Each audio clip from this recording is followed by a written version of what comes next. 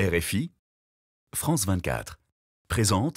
Hello la famille, bienvenue dans Légendes urbaines, l'émission faite par nous pour tous de RFI et France 24. Si je devais décrire notre invité du jour en une citation, je dirais « La résilience, c'est l'art de naviguer dans des torrents ». Quel honneur que de recevoir aujourd'hui l'une des divas incontestées du R&B francophone mondial. Véritable légende, crois-moi. Tu peux pas imiter. Sois pas dégoûté. Bah ouais. N'est pas la haine, bah non. Qui peut tester cette chanteuse, auteure, compositrice qui nous offre depuis plus de 20 ans des œuvres sincères, honnêtes, criantes de vérité, portées par sa voix unique, capable de transpercer un cœur de pierre. C'est peut-être parce qu'elle marque les esprits. Narratrice de sa vie, elle n'a jamais hésité à se livrer, montrer ses faiblesses, parler de ses peines et de toutes les fois où elle a... Alors elle se bat. On la retrouve depuis toujours en collaboration avec des stars du rap, toutes générations confondues. Allez, quelques noms: Kerry James, IAM, Booba, La Crime, Leto, Uzi, Rof, Gradure, Dausi, l'artiste soprano, Alonso, Dry, Anna, Cynic, Eva Queen, Chilla, Medine, c'est du cardio et j'en passe, à en voir la façon dont cette lady est capable de fédérer et de faire l'unanimité. Et cela, malgré les années, on comprend très vite qu'au-delà de son talent, c'est aussi sa personnalité qui a charmé. Et pour la connaître un peu, je vous garantis que... Le respect, l'honneur, c'est la base. Chez elle, préférant la qualité à la quantité. Probablement raison pour laquelle elle a disparu des radars durant 6 ans. D'ailleurs, je suis certaine que nous sommes nombreuses et nombreux à vouloir te demander... Que t'es-tu arrivé? Où est cette personne qui me faisait rêver? Bah ouais. Et je suis à peu près certaine aussi qu'à cela, eh ben tu vas nous répondre. Fallait que je m'en aille pour pouvoir tout recommencer. Ok, très bien, ma sœur. Car après tout, Loin des yeux mais pas du cœur. t'as capté. Et après tout, l'essentiel, c'est qu'elle est de retour parmi nous avec un nouvel EP, volume 1, qui sortira le 14 octobre prochain, nommé Altaïr, comme l'étoile la plus brillante de la constellation de l'Aigle. Une étoile à son image. Donc, messieurs, dames, juste pour vous, la boss Kaina Samet.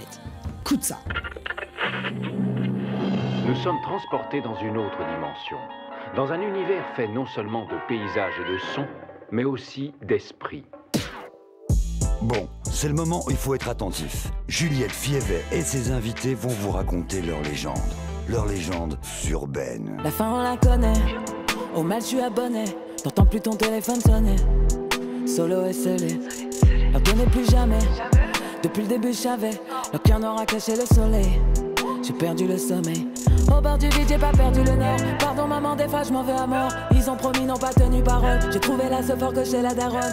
La boss Kaina Samet dans les studios de Légendes urbaines. Kaina, bienvenue chez toi. Merci infiniment pour cet accueil incroyable. Je suis émue, voilà, parce que c'est le cas, je suis émue, vraiment. Moi-même, il y a des titres, ça faisait longtemps que je les avais plus entendus, des ambiances, des fréquences du passé, donc tout ça condensé, résumé comme ça, avec amour et bienveillance. Merci infiniment Juliette, t'es formidable aussi. Ma sœur, merci à toi. Vraiment. Merci de nous avoir offert tous ces titres, tous ces souvenirs, d'avoir marqué nos vies, en fait, nos moments de vie. Tu viens de loin. Et comme on a un petit rituel dans Légendes urbaines, l'idée, c'est quand même de revenir à tes débuts. Tu es d'origine algérienne par tes parents, élevée par ta maman, qui a travaillé au consulat d'Algérie. Peut-être Ouais. qu'elle travaille encore là-bas. Tu as un frère et une sœur. Tu as grandi à Nice. À quoi ressemblait ton enfance? J'ai eu une enfance très heureuse avec des parents aimants, une maman super aimante. Franchement, j'ai eu beaucoup d'amour. J'ai un grand frère qui a 2 ans de plus que moi, donc on était un peu jumeaux. Quand elle m'habillait en rose, elle l'habillait en bleu, Ouais. jusqu'à ce que je le dépasse un peu.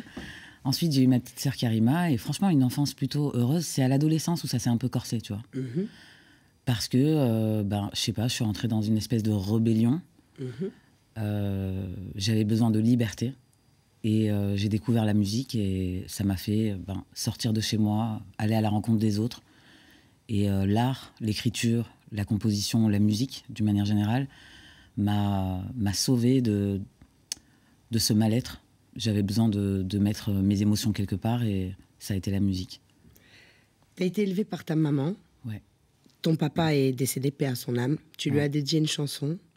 Quelles sont les valeurs que tes deux parents, ta maman et ton père, t'ont véhiculées chacun de leur côté? Alors, ma mère, je dirais la résilience, la détermination, le fait de ne jamais baisser les bras. Elle adore ce groupe nominal. C'est vraiment tout le temps. Tu baisses pas les bras, ne baisse jamais les bras. Le respect, l'entraide, la bienveillance. Il y avait aussi beaucoup de sévérité. Du fait que certainement, elle... dans ses mœurs, voilà quoi, une fille de France, tu vois, faut rester tranquille quoi en fait.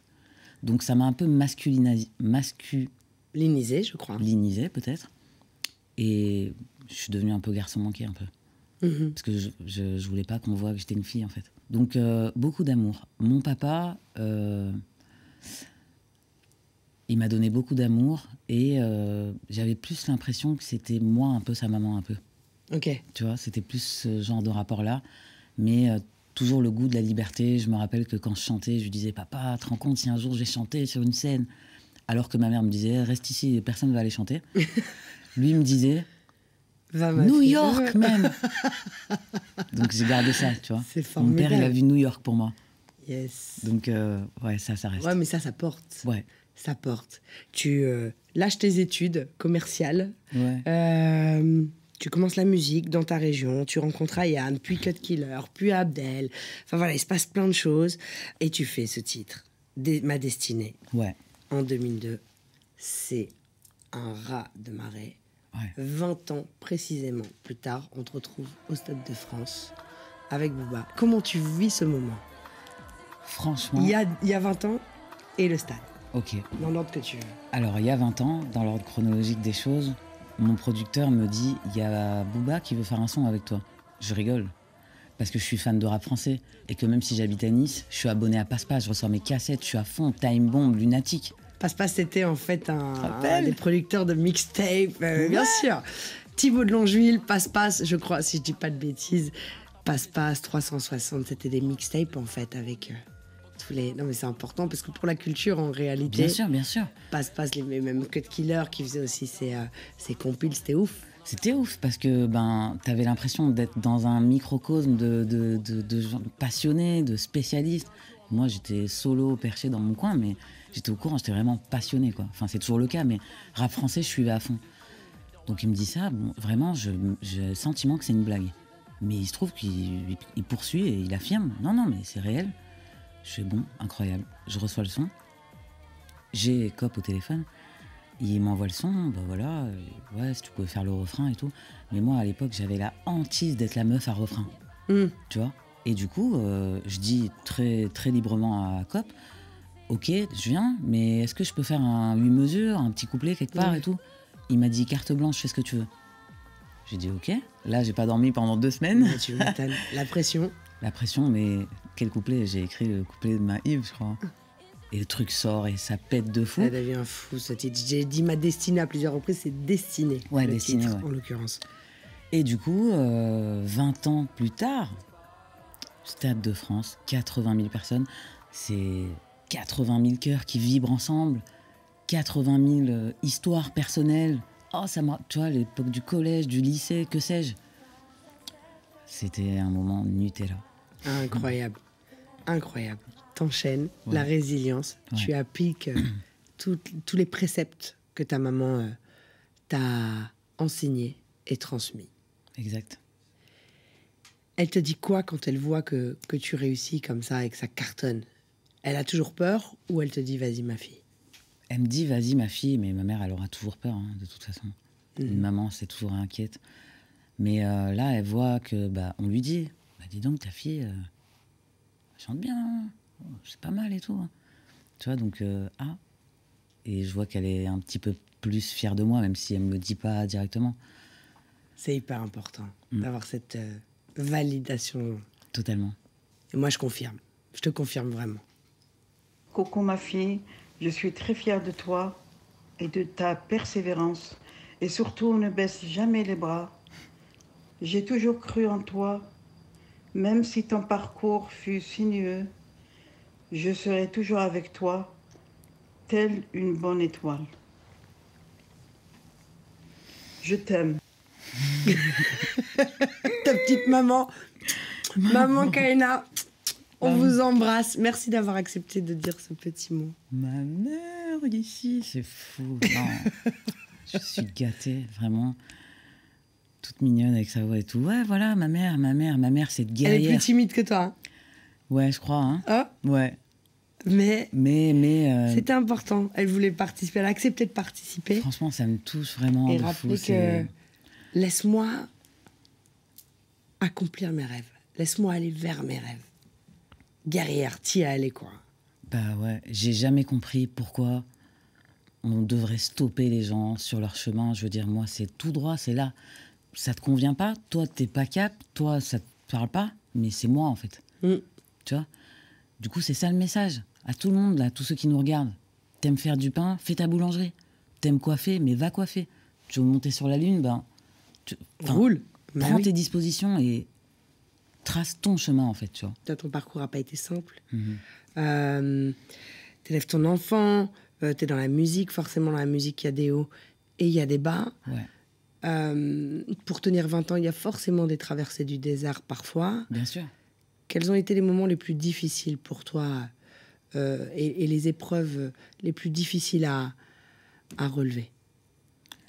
L'épreuve la plus difficile pour moi, ça a été il y a 5-6 ans. J'avais une relation avec quelqu'un, ça se passait très bien. Je m'imaginais dans une nouvelle recomposition familiale. Tu sais, en tant que femme, ben voilà, on a envie de construire quelque chose de sérieux, de cohérent avec un homme, etc. Il se trouve qu'il y a eu une rupture et que du jour au lendemain, j'ai perdu mes forces, en fait, et je me suis retrouvée toute seule avec ma fille. Et il ne se passait plus rien dans la musique. Et je m'étais beaucoup éloignée de la musique aussi pour prioriser cette nouvelle vie de famille, parce que tu sais, ça plaisait pas trop que je sois exposée, que je sois une fille qui chante, etc. Machin. Donc moi, je me suis dit, très bien, j'ai fait ce que j'avais à faire de toute façon dans ce game, qui m'a aussi fatiguée, parce que ça s'était pas très bien passé avec mes précédents producteurs, etc. J'étais alone, solo, comme je dis souvent, et il fallait que je mange, il fallait que j'élève ma fille. Mais il se passait plus rien. Donc le pire moment de ma vie, c'est quand j'ai dû retourner dans la vraie vie. Parce qu'à un moment donné, ouais, Kaina Samet, ouais, t'es une légende, ouais, t'es une diva. Faut parler français. À un moment donné, j'ai dû aller postuler pour aller travailler, pour pouvoir payer mes charges et vivre sans rien demander à personne avec ma fille. T'as fait quoi comme job? J'étais dans l'accueil. Et les gens te reconnaissaient, mais ça, c'est en plus, tu vois, c'est Ça m'est arrivé, ouais. Ce métier d'accueil. Il n'y a aucun sous-métier, c'est un très bon métier, mais effectivement, quand ça n'est pas ton métier de base et que tu le fais par nécessité, c'est dur. Et ensuite, quand les gens te reconnaissent, ça doit être violent aussi. Franchement, c'était violent, mais je le montrais pas, parce que c'était que de l'amour à chaque fois. Tu vois, c'était pas « Ah, mais qu'est-ce que tu fais là ?» C'était « C'est dingue, mais qu'est-ce que tu fais là ?» Mais genre, va chanter en fait. T'es où? De là, ben, ma mère, encore une fois, je lui envoie toutes mes maquettes et tout, parce que je continue à faire un petit peu des sons. J'envoie un son, elle me dit, il y a l'été qui arrive, celui-là, il va marcher et tout, machin. Va et tout, essaie de le mettre à la radio et tout. Et toute seule, j'ai mis un son sur Énergie qui a tourné un été. Et j'avais mal au bide tous les matins d'aller dans ce taf de merde. C'était lequel de titre? Bye Bye. Bye Bye, yes. Bye bye. J'ai dit au revoir, au revoir. Pourtant, il se passait rien, c'est rien un passage radio. Ça veut rien dire, ça veut pas dire que le mois prochain, t'as du non, bif. c'est très symbolique. Voilà. C'est très très simple. Et puis, c'est pas si simple de passer en radio en plus, pour le coup. De ouf, mais voilà, de toute façon, moi, je suis une acharnée. Ça veut dire, si je lâche l'affaire, je vais vraiment lâcher l'affaire. Mais si j'y vais, il y a personne qui va m'arrêter. On a un rituel dans Légendes urbaines avant de se quitter avec le live de Altaïr que tu nous offres. Quel serait le message que tu auras passé voilà, à toutes ces personnes qui nous suivent et qui nous écoutent et qui nous regardent? Il faut s'aimer, être un soleil pour les autres, aimer les autres.